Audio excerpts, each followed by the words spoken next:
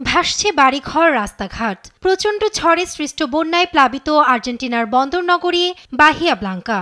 ঘটে বেশ কয়েকজনের প্রাণহানিও।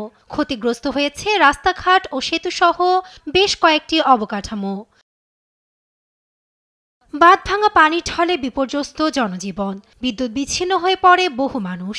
বন্যায় বাড়িঘর ছেড়ে নিরাপদে সরে যেতে বাধ্য হয় প্রায় 1000 মানুষ। হাসপাতাল থেকে সরিয়ে নেওয়া হয় নবজাতকদেরও। শনিবার নগর কর্মকর্তারা সতর্ক করে দিয়ে জানান, মৃতের সংখ্যা আরও বাড়তে পারে। শুক্রবার বাহিয়া ব্লাঙ্কায় 400 মিলিমিটারেরও বেশি বৃষ্টিপাতের ফলে সৃষ্টি হয় এ ভয়াবহ বন্যা, যা প্রতি বছরের মোট বৃষ্টিপাতের 1/3।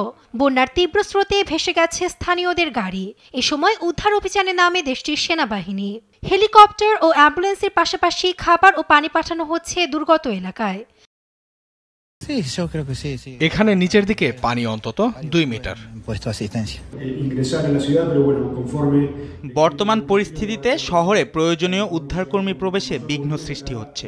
দয়া করে একেবারেই প্রয়োজন না হলে আপনারা বাড়িতে থাকুন। বাহিয়া ব্লাঙ্কা আজ বিদ্যুৎবিহীন। আমরা এক চ্যালেঞ্জিং সময়ের মুখোমুখি হয়েছি।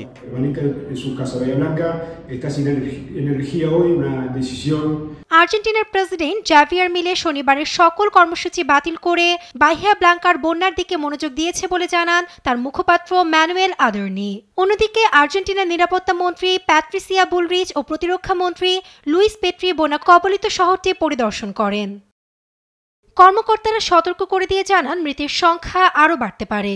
3,30,000-এর বেশি জনসংখ্যার শহর বাহিয়া ব্লাঙ্কা, যা বুয়েন্স আইরেস প্রদেশের দক্ষিণ পশ্চিম অংশের একটি প্রধান বন্দর শহর। নাসরিন আক্তার, নিউজ ডেস্ক, দেশ টিভি।